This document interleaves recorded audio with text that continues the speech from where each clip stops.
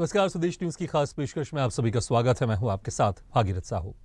लोकसभा चुनाव की घोषणा होते ही या यूं समझें विधानसभा चुनाव में मिली करारी पराजय के बाद से ही मध्य प्रदेश में कांग्रेस के कदम लड़खड़ाने शुरू हुए। वो आज तक संभल नहीं पा रहे हैं। कांग्रेस के वरिष्ठ से लेकर जनपद स्तर तक के कार्यकर्ताओं में मानो पार्टी छोड़ने की रेस लगी है। जिस तेज गति से कांग्रेस नेताओं का पार्टी से पलायन हो रहा है, उससे आशंका भी तेज हो रही है कि क्या लोकसभा चुनाव तक पार्टी कार्यकर्ता विहीन हो जाएगी।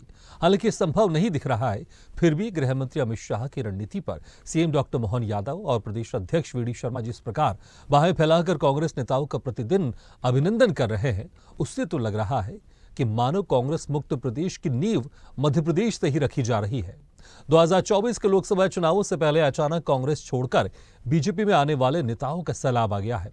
शायद ही कोई दिन ऐसा जा रहा होगा जब दल बदल की खबरें ना आ रही हों। अंदरखाने खबर है कि बीजेपी सभी 29 सीटों पर क्लीन स्वीप हासिल करने की कोशिश में है। इसके लिए एमपी में असंतुष्ट प्रभावशाली नेताओं सहित कांग्रेस के 1 लाख कार्यकर्ताओं को अपने पाले में शामिल करने का लक्ष्य रखा गया है। ये रणनीति कांग्रेस को जमीनी स्तर पर कमजोर करने के लिए बनाई गई है। इसके अलावा उन वरिष्ठ नेताओं को भी बीजेपी ज्वाइन कराई जा रही है जो अपने पार्टी संगठन से खुश नहीं है।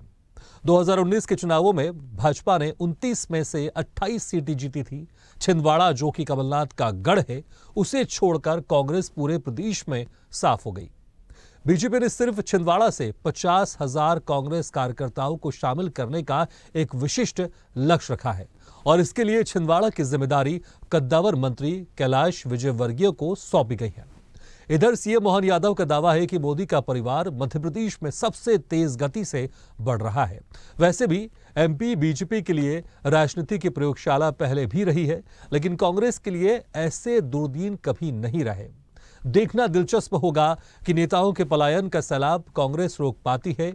यह सैलाब पार्टी का सब कुछ बहाकर ले जाएगा, ये देखना होगा।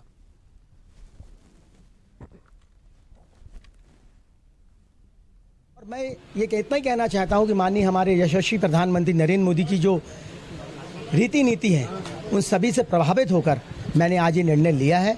और मुझे लगता है कि जितनी भी जन कल्याणकारी योजनाएं हैं जो जनता के आखिरी व्यक्ति को मिल रही हैं, ये साबित करती है कि जो आज नेतृत्व पूरे देश में उनका हो रहा है, नाम उनका हो रहा है, सिर्फ इसी कारण है कि एक यशस्वी प्रधानमंत्री जिनने जनता के लिए, किसानों के लिए और राष्ट्र हित में जो काम किया है, वो सामने आपको दिख रहा है। मैं उनसे प्रभावित होकर आज ये भारतीय जनता पार्टी ज्वाइन की। जिस क्षेत्र में आप जहां भी हैं, आपका वहां हम पार्टी उपयोग करेगी और सरकार के अंदर भी आपका सुझाव होंगे, तो आपका मैं स्वागत करता हूं, अभिनंदन करता हूं। मेरी अपनी ओर से आज इस अवसर पर आप सबको बधाई और हम सब मिलकर के अपने अपने क्षेत्र में जो जहां है, ताकत के साथ अपने लोकसभा के अपने सारे प्रत्याशी घोषित हो चुके हैं और खासकर जबलपुर के बेल्ट से ज्यादा नाम दिख रहे हैं।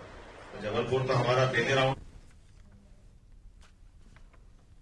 चलिए इसी खास मुद्दे पर हम चर्चा शुरू करते हैं। जो मेहमान हमारे साथ मौजूद हैं, मैं उनका आपसे तारुफ कराया दूं। हमारे साथ हैं अभिनव बरोलिया जी, कांग्रेस प्रवक्ता, मीडिया पैनलिस्ट बीजेपी से वंदना त्रिपाठी जी और स्वदेश न्यूज की सीनियर एडिटर मुक्ता पाठक जी। मुक्ता जी, जिस तरह से यहां पर बीजेपी की तरफ से एक लक्ष्य रखा गया 29 में से 29 सीटें यहां पर जीतना, लेकिन उसके लिए यहां पर माइक्रो रणनीति भी बीजेपी ने तैयार की है, 370 प्लस हर बूथ में वोटर से उसको बढ़ाने। लेकिन अब कांग्रेस के कार्यकर्ताओं भी यहां पर नजर है बीजेपी की। अब टारगेट भी सामने आ रहा है कि प्रदेश में 1 लाख कार्यकर्ताओं जो कांग्रेस के, उसको बीजेपी में शामिल करना है और छिंदवाड़ा यहां पर अहम है, फोकस ज्यादा है, 50,000 से ज्यादा कार्यकर्ताओं को शामिल करना है और रणनीति दिख भी रही है। जमीनी स्तर पर इसका क्या असर दिखाई दे रहा है?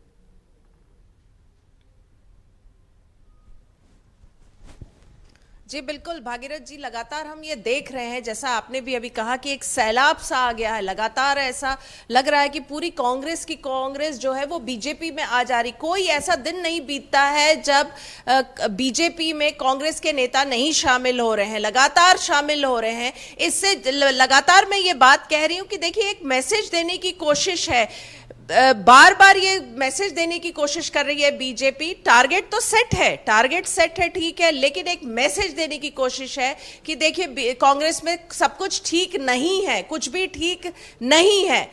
ये एक बहुत बड़ा मैसेज है जो ये मैसेज देने की कोशिश की जा रही है लोकसभा चुनाव के लिए। और मध्य प्रदेश की बात करें तो ये विधानसभा चुनाव के रिजल्ट के बाद से ही हम देख रहे हैं लगातार बीजेपी के तमाम जो नेता हैं वो ये कह रहे हैं कि हमें 29 से 29 सीट जीत कर केंद्र के झोली में डालनी है। तो ये बात तो है। और कल जिस तरह से छिंदवाड़ा में हमने बीजेपी का पूरा एक पूरा रोड शो था, जनता से मिलने का था, दीपक सक्सेना से भी उनके घर में जाके मुख्यमंत्री मोहन यादव ने मुलाकात की। तो ये पूरा का पूरा एक रणनीति के तहत हो रहा, एक स्ट्रैटेजी है कि किस तरह से छिंदवाड़ा को कांग्रेस से हथियाया जाए और उसको जो है छीनना है, कांग्रेस से छीनना है। क्योंकि ये सालों से कांग्रेस का गढ़ रहा है, कमलनाथ का गढ़ रहा है, नकुल नाथ इससे यहां से सांसद रहे हैं। तो ये तमाम सारी बातें हैं, लेकिन एक भगदड़ की सिचुएशन तो दिख रही है कांग्रेस में। क्योंकि जैसा मैंने कहा कि एक भी दिन ऐसा नहीं बीतता है जब कांग्रेस का कोई नेता या कार्यकर्ता बीजेपी में शामिल नहीं होता। मेरे साथ अभिनव जी, इनसे पूछ लेते हैं क्यों ऐसी भगदड़ की स्थिति है। क्या कांग्रेस नहीं संभाल पा रही अपने कार्यकर्ता को और बीजेपी जो है उनको लालच या देकर बुला रही है अपने बीजेपी में, या सत्ता का लालच है कि कांग्रेस सोच रही है हम वहां चले जाएं, तमाम कार्यकर्ता जो सोच रहे हैं हम बीजेपी में शामिल हो जाएं? देखिए मुक्ता जी, मुझे ऐसा लगता है कि भारतीय जनता पार्टी जनता के मुद्दों से भागने के लिए एक प्रोपोगंडा तैयार करती है और ये उसी प्रोपोगंडा का हिस्सा है। मतलब ये एक प्रोपोगंडा करके, इवेंट करके लगातार जनता के मुद्दे दबते जाएं। आज जैसे 150 रुपए किलो मिर्ची हो गई है, हरी मिर्ची 150 रुपए किलो है, तो ये मुद्दा इतना बड़ा है कि आम आदमी की थाली कितनी महंगी होती जा रही है। तो इस मुद्दे को कैसे दबाना है, तो 2 4 5 कांग्रेस के नेताओं को अपने संपर्क में लिया और प्रोपोगंडा क्रिएट कर दिया, इवेंट कर दिया। तो ये बातें जनता को समझ में आ रही हैं। लगातार मैं आपसे यही बात बोलूंगा कि जब विधानसभा चुनाव थे तो आपने देखा होगा एक लाव लश्कर के साथ इनके नेता पार्टी छोड़ रहे थे, चाहे दीपक जोशी जी हो, चाहे भंवर सिंह शेखावत जी हो, चाहे देवेंद्र रघुवंशी जी हो, चाहे शर्मा जी हो। भोपाल की सड़कें जाम रहती थी। तो ये आपने भी देखा, हमने भी देखा, जनता ने भी देखा कि किस तरीके से इनसे नाराजगी थी। आज ये इनके पास क्या है, जनता आज जो त्रस्त है महंगाई से, बेरोजगारी से, तमाम जो मुद्दे हैं, ये जानते हैं कि जनता अब स्टार प्रचारक बन चुकी है। आज जो स्टार प्रचारकों की बात करते हैं वो जनता बन चुकी है। आपने लाव लश्कर देखा होगा, कमलनाथ जी का जब नकुलनाथ जी का नामांकन भरा तो जबरदस्त जन सैलाब था। आप देखते सीधी में जब अजय सिंह राहुल भैया जी साथ में थे कमलेश्वर पटेल जी के, तब भी एक लाव लश्कर था। आप बालाघाट देखें, आप मंडला देखें, सभी जगह जहां नामांकन हो रहा था। लेकिन हम वो इवेंट क्रिएट नहीं कर रहे हैं, हम वो नहीं बता रहे, क्योंकि हम जनता के मुद्दों से बात कर रहे हैं। लेकिन भारतीय जनता पार्टी वही इवेंट करना, फिर उसका प्रोपोगंडा बनाना, फिर जनता के बीच में भ्रम पैदा करना कि कांग्रेस तो खत्म हो रही है। कांग्रेस ने, जिसने आजादी की लड़ाई लड़ी हो, कांग्रेस वो पार्टी है जिसने अपने प्राणों की बलिदान दिया हो, जिनके नेताओं ने, वो पार्टी को आप क्या खत्म करने की बात करोगे जिन्होंने माफी मांगी हो आजादी की लड़ाई में। तो ये सब बातें हैं, प्रोपोगंडा क्रिएट करने की राजनीति है, इवेंट करने की राजनीति है। आज ये 150 रुपए महंगी मिर्ची हुई है, उस पर इनसे सवाल पूछ लो तो इनका मुंह बंद हो जाएगा। उस पर कुछ भी बातें करेंगे कि ये रोजगार क्यों नहीं दे रहे हो, ये लोग आत्महत्या क्यों कर रहे हैं, परिवार बेटी के साथ मां भी आत्महत्या कर रही है, नौकरी करने वाले जो प्राइवेट नौकरी कर रहे हैं वो परिवार छत से क्यों कूद रहे हैं, तो उस पर मुंह बंद हो जाएगा। तो ये बातों से भागते हैं, जनता के मुद्दों से लगातार भागते हैं, भागते रहते हैं। फिर इनको इवेंट दिखता है कि हम ऐसा कुछ कर लें जिससे थोड़ा सा भ्रम फैल जाए। तो साफ साफ दिखता है भ्रम की अगर स्थिति है तो देखिए एक वीडियो, भागीरथ जी यहाँ पे मैं बताना चाहूंगी कि जो पूर्व मंत्री थे मध्य प्रदेश में, उनका एक वीडियो वायरल हो रहा है जहां पे वो जनता से बात कर रहे हैं और वो ये कह रहे हैं कि केंद्रीय मंत्री अमित शाह ने ये कहा था कि आप लोग परेशान मत होइए, बीजेपी के जो कार्यकर्ता है, पुराने कार्यकर्ता, आप लोग परेशान मत होइए कि इतने सारे कांग्रेस के नेता बीजेपी में आ रहे हैं तो आपका क्या होगा। आपको ध्यान रहे कि अमित शाह ने यह कहा है कि जब 15 साल आप लोग जब इतने सालों से बीजेपी पार्टी से जुड़े हो, 15 साल में आप लोग कार्यकर्ता ही रहे, तो ये जो अब आ रहे हैं 15 दिन पुराने जो नेता हैं, इनका क्या होगा। तो ये भी एक बहुत वीडियो है जो लगातार वायरल हो रहा है। इस पे मैं बस 2 शब्द कहना चाहूंगा। यही स्थिति जनता के बीच में आज पूरे मध्य प्रदेश से लेकर देश में ये मैसेज गया है। भूपेंद्र सिंह जी इन्हीं के पूर्व मंत्री, बड़े नेता हैं, और उन्होंने जिस तरीके से बोला है कि 15 साल अमित शाह जी के सामने, तो इनके पास जवाब नहीं है, उस पर इनके पास जवाब नहीं रहता है कि 15 साल आपका कुछ नहीं हुआ तो ये 15 दिन पहले आए कांग्रेसियों का क्या होगा। तो ये स्थिति स्पष्ट है कि कि करना क्या है इनको, क्योंकि इनकी नीति और नीयत स्पष्ट नहीं है। क्योंकि इलेक्टोरल बॉन्ड में इनके जो पाकिस्तान से चंदा लेने वाली कहानी सामने आई, उसके बाद बीफ बनाने वाली कंपनियों के से चंदा लेने की सामने आई, जुआ सट्टा खिलाने वालों से चंदा लेने की बात सामने आई। अरे तो ये बातें जनता भूलती नहीं है, जनता अपने दिमाग में रखती है। शामिल हो रहे हैं। ठीक है वंदना जी, देखिए जिस तरह से मुक्ता जी ने अभी पूर्व आपके जो वरिष्ठ नेता है, जो मंत्री भी रह चुके, उनका भी जिक्र किया कि जिस तरह से वीडियो में बातें कह रहे हैं वो, इसमें तो कोई शक नहीं है, क्योंकि हम देखते हैं बहुत सारे जो नेता दूसरे पार्टी से आते हैं तो उनको कभी कभी उतना वो ऑरा नहीं मिल पाता जो उस पार्टी में रहता है, लेकिन हाँ कुछ कुछ नेताओं को उस तरह से ऑरा भी मिलता है और पद भी मिलते हैं। हालांकि इस पर डिबेट जरूर हो सकता है, लेकिन वंदना जी, मोदी का परिवार क्या तभी पूरा होगा जब कांग्रेस के नेता उसमें शामिल होंगे, जब कांग्रेस के कार्यकर्ता उसमें शामिल होंगे? देखिए, मैं अभिनव जी की बातें सुन रही थी और मैंने देखा कि किस प्रकार से उत्तेजित होकर ये पानी पी कर भारतीय जनता पार्टी को कोस रहे थे। ये बताइए, जब आपके घर में खुद फूट है तो आप दूसरों को क्यों कोस रहे हैं? आप क्यों नहीं रोक पा रहे अपने नेताओं को जाने से? ऐसा क्या कारण है कि जनपद से लेके, जिला से लेके, प्रदेश से लेके पूर्व मंत्री तक सब भारतीय जनता पार्टी का दामन थाम रहे हैं? कहीं ना कहीं आपको कुछ फॉल्ट आप में भी होगी। आपको फॉल्ट को ढूंढने की बजाय भारतीय जनता पार्टी को कोसने का ही काम करना है। बस इवेंट मैनेजमेंट और इस तरह के 2-4 शब्द आपने रट लिए हैं और उन्हें हर डिबेट को उठाते रहते हैं। एक पोथी पकड़ ली है, उसे बांटते रहना है। बस एक नैरेटिव सेट कर लिया, इवेंट मैनेजमेंट, ये मैनेजमेंट। आप क्यों नहीं करते इवेंट मैनेजमेंट? आप क्यों नहीं रोक पाते अपने नेताओं को? आप क्यों नहीं कर पाते पीपल मैनेजमेंट? बात कर रही हो वंदना जी, बड़ा अच्छा लगा। आप तो लगातार कांग्रेस को कोसते थे, राहुल गांधी को कोसते थे, सोनिया गांधी जी को कोसते थे, माँ बेटे करते थे, माँ बेटे को कोसते थे, कमलनाथ जी को कोसते थे। आप लोग का काम है कोसने का, लगातार कोसते जाना कांग्रेस को। और आज आप अजीब सी बातें कर रहे हैं कि हम कोस रहे हैं। अरे हम जनता की बातें कर रहे हैं, जनता आपको कोस रही है, जनता कोस रही है आपको कि जनता की बद्दुआएं आप लोग ले रहे हैं, इसलिए आपके पास जवाब नहीं रहता है। जीतू पटवारी जी, जिनसे मैनेजमेंट करते आता ही नहीं है, उनका पीपल मैनेजमेंट फेलियर है। अगर उनका पीपल मैनेजमेंट अच्छा होता तो इतने बड़े चुनाव के दौरान प्रत्याशी चयन में वो उन्हें नेताओं की कमी नहीं पड़ जाती। ठीक है वंदना जी, लेकिन कम से कम ये तो आप लोग मान रहे हैं ना कि जो आप लोग का टारगेट है 29 में से 29 अगर इसको पूरा करना है तो कांग्रेस के नेताओं को, कांग्रेस के कार्यकर्ताओं को पार्टी में लाना पड़ेगा, तभी ये टारगेट पूरा हो पाएगा। संगठन के वरिष्ठ नेता कर सब एक साथ होकर। वंदना जी, आपको मेरी आवाज आ रही है?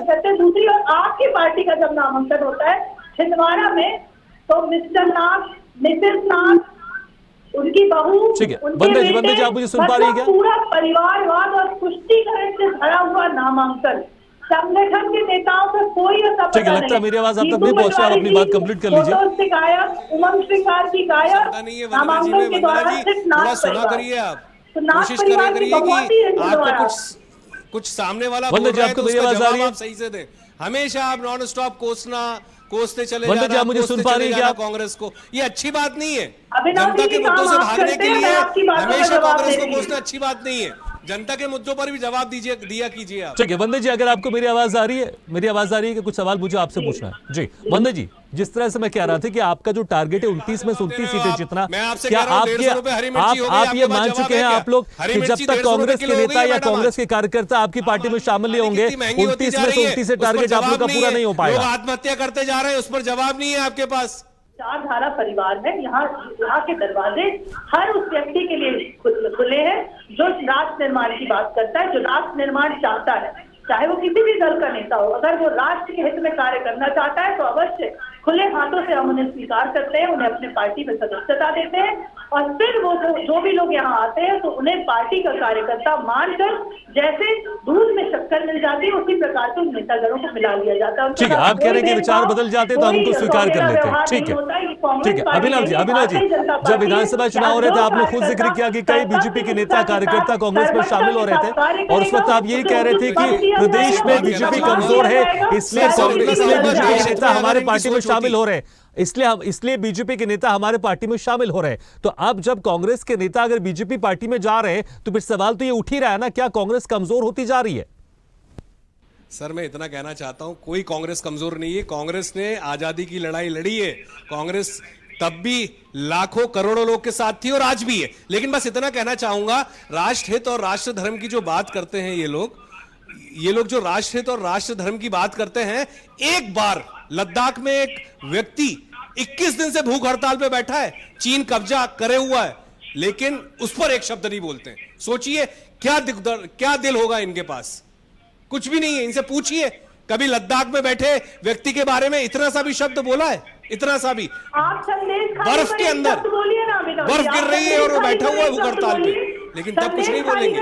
ये राष्ट्र, लेकिन अभिनव जी इतने सारे मुद्दे हैं आप लोग के पास, तो आपकी के पार्टी के जो नेता है वो उन मुद्दे को क्यों नहीं समझ पाते हैं और आपकी पार्टी को मजबूत करने के बदले वो पार्टी छोड़कर बीजेपी में क्यों जा रहे हैं? अगर आप अपनी पार्टी के नेताओं को नहीं समझा पा रहे हैं तो कैसे आप उम्मीद करें कि जनता को आप इन मुद्दों को समझा पाएंगे? हमने तो जगाया है भागीरथ जी, ये पेपर लीक का मामला उत्तर प्रदेश में हमने जगाया, हमारे नेता राहुल गांधी ने। भागीरथ जी, पेपर लीक जो मामला था, 1 करोड़ से ज्यादा बच्चों का भविष्य बचाया है हमने। वो दुआएं हमारे साथ उन बच्चों की, उनके परिवारों की, कि हमारे लिए कोई लड़ने वाला है, वो राहुल गांधी है, वो कांग्रेस पार्टी है। ये बस सिर्फ बड़बड़ाते हैं, ये बोलते हैं कि हमने ऐसा कर दिया वैसा कर दिया। 10 साल में सब बेच डाला है, सब कुछ, एयरपोर्ट बेच दिया, स्टेशन बेच दिए, सब कुछ तो बेच डाला। आज है क्या? कोरा सब कुछ बेच के अपना पेट भरकर और सिर्फ कांग्रेस को कोसने का काम करते हैं ये लोग। ठीक है वंदना जी, लेकिन देखिए जिस तरह से आप लोग कांग्रेस के नेताओं को लेकर यहाँ पर जो उनके जो नेता हैं, कार्यकर्ता, एक टारगेट लेके चल रहे हैं कि कम से कम 1 लाख कार्यकर्ता आप लोग को पार्टी में लेकर आना है, लेकिन यहाँ पर जिस तरह से एक अलग रणनीति दिखाई दे रही है कि जिससे आपको लड़ना है, उनसे लड़ने के बजाय आप उनको दोस्त बना लें, आप उनको पार्टी में लेकर आ जाएं, तो जब आपके सामने कोई प्रतिद्वंदी नहीं रहेगा तो आपके लिए आसान हो जाएगा। क्या इसी रणनीति में बीजेपी काम कर रही है? इसलिए सबका साथ सबका विकास, यहाँ पर सबका साथ, इसी तरह से इसको हम देखें कि रणनीति जिनके जो आपकी प्रतिद्वंदी है उनको आप अपनी पार्टी में शामिल कर लीजिए, तो आपको फिर लड़ने की जरूरत नहीं पड़ेगी, आप जीत जाएंगे। आप देखिए, हर राजनीतिक दल ये चाहता है कि वो अपना परिवार बढ़ाए, और कहीं ना कहीं मोदी जी के परिवार में जो नए सदस्य हैं उनका स्वागत है, और सबका साथ सबका विकास के साथ साथ सबका विश्वास के साथ हम आगे बढ़ रहे हैं, और अवश्य 400 से ज्यादा सीटें लाकर हम अपनी सरकार पुनः बनाएंगे।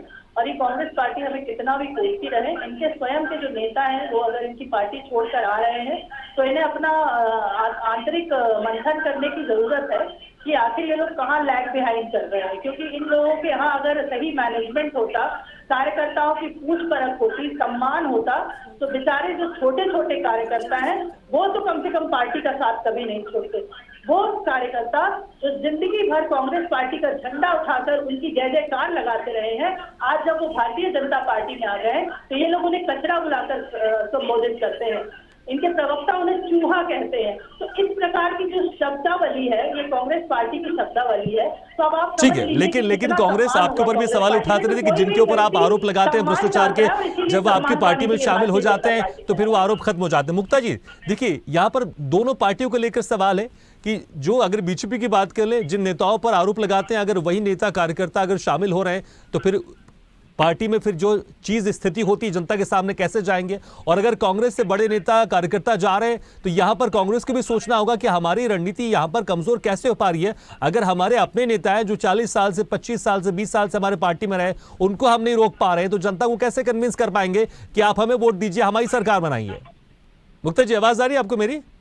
चल, लगता है कि हमारी आवाज नहीं पहुंच पा रही है। वंदना जी देखिए, जिस तरह से मैं कह रहा था कि हालांकि इस तरह के आरोप बहुत लगते रहे, क्योंकि हम चाहे महाराष्ट्र की बात करें या किसी भी दूसरे प्रदेश की बात करें, मध्य प्रदेश की बात करें, बहुत सारे ऐसे नेता हैं जिन पर आप भ्रष्टाचार के आरोप लगाते रहे, लेकिन जब वो पार्टी में शामिल हो जाते हैं तो विपक्षी पार्टी कहते हैं कि उनके भ्रष्टाचार खत्म हो जाते हैं। ये तो आरोप जरूर लगते रहते हैं, लेकिन यहां पर जिस तरह से ये रणनीति है, ये क्या बीजेपी की मजबूरी है या फिर बीजेपी क्या ये जानती है कि अगर हमको अपना दल बढ़ाना है, अगर हमको अपनी पार्टी को बड़ा करना है तो हमारे पास जो कार्यकर्ता वो तो हैं, और लेकिन दूसरे पार्टी के जो कार्यकर्ता हम जब उनको अपने साथ लेंगे तभी हम अपने दल को मजबूत कर पाएंगे, बड़ा बना पाएंगे, और प्रतिद्वंदी की तरफ से जो विरोध होता है उसको कम कर पाएंगे। देखिए भागीरथ जी, हाँ, आपको पहले भी आपने सुना होगा कि 65,523 जो हमारे बूथ है उस पर हमारे 4.5 लाख कार्यकर्ता जाकर बूथ विजय संकल्प अभियान चला रहे हैं, जिसमें से कि 17,000 जो हमारे हारे हुए बूथ है उस पर हमारे माननीय मुख्यमंत्री जी, माननीय प्रदेश अध्यक्ष जी और हमारे संगठन के सभी वरिष्ठ पदाधिकारी ही 2-2 घंटे का समय व्यतीत कर रहे हैं। अगर हम कांग्रेस पार्टी के नेताओं की बात करें जो हमारी पार्टी में शामिल हो रहे हैं, तो देखिए जो जमीनी स्तर के कार्यकर्ता होते हैं, चाहे वो कांग्रेस के हो चाहे भारतीय जनता पार्टी के, उनकी एक जमीनी पकड़ होती है और उनका एक वोट बैंक होता है। और कहीं ना कहीं जब ठीक है, तो आप भी मानते कि वो जो नेता उनकी जमीनी पकड़ है, अगर हमको ये पूरा किला ढहाना है, 29 में 29 टारगेट पूरा करना है, तो उन्हें अपने साथ मिला लीजिए। ठीक है मुक्ता जी, ठीक है। भागीरथ जी, इनसे पूछिए कि भूपेंद्र सिंह जी के बयान पर इनका क्या रिएक्शन है, इनका रिएक्शन तो पूछिए। नहीं, मुझे लगता है इसको लेकर बयान दे चुकी है, मेरे पास समय कम है। लेकिन मुक्ता जी, एक आग्रह सवाल। देखिए, जिस तरह से यहाँ पर कोई शक नहीं है, बीजेपी कितना भी बोल ले, पहले जरूर कहती थी कि हमें कांग्रेस मुक्त भारत बनाना है, या फिर कहती थी कि यहाँ पर कांग्रेस कमजोर होती जा रही, लेकिन हर नेता का अपने एक पकड़ मजबूत होती है और बीजेपी इस चीज को समझती है और इसलिए उनको अपने पाले में लाकर, कार्यकर्ताओं को अपने पाले में लाकर बीजेपी को मजबूत करना चाहती है और टारगेट अपना पूरा करना चाहती है। बिल्कुल सही है। देखिए, यही है पूरा रणनीति, यही है कि कांग्रेस को कमजोर करना, एक मैसेज देना जनता के बीच में कि देखिए कांग्रेस में सब कुछ ठीक नहीं है, भगदड़ की स्थिति है, कांग्रेस छोड़ के लोग बीजेपी में आ रहे हैं, तो जनता को जो है विश्वास बीजेपी में करना चाहिए, बीजेपी में रखना चाहिए। लोकसभा में जो उनका लक्ष्य है 370 पार, 400 पार, बस उसी के लिए ये सब कुछ है, ये एक रणनीति के तहत हो रहा है। ये लगातार हम देख रहे हैं। अमित शाह को हमने देखा था विधानसभा चुनाव के समय भी, उन्होंने पूरा जो पॉलिटिकल स्ट्रैटेजी था मध्य प्रदेश का अपने हाथ में रखा था। लोकसभा के समय भी लगातार वो जो अपने कार्यकर्ताओं को कह रहे हैं, अपने नेताओं को कह रहे हैं कि कांग्रेस को कमजोर करना, कांग्रेस कमजोर होगी तो उनको लगता है कि बीजेपी मजबूत होगी और 370 का जो उनका लक्ष्य है वो पूरा हो पाएगा। बिल्कुल, इसमें कोई शक नहीं। दोनों पार्टी अपनी रणनीति बना रही है, लेकिन इस रणनीति में बीजेपी थोड़ी अभी आगे दिखाई दे रही है, लेकिन देखना होगा जैसे जैसे वक्त पास आएगा और किस तरह की रणनीति यहां पर बनती है। बहुत बहुत शुक्रिया आपसे मेहमानों का हमारे इस खास चर्चा में शामिल होने के लिए। अभिनव जी, वंदना त्रिपाठी जी, मुक्ता पाठक जी, बहुत बहुत शुक्रिया, धन्यवाद हमारे इस खास चर्चा में आप शामिल हुए।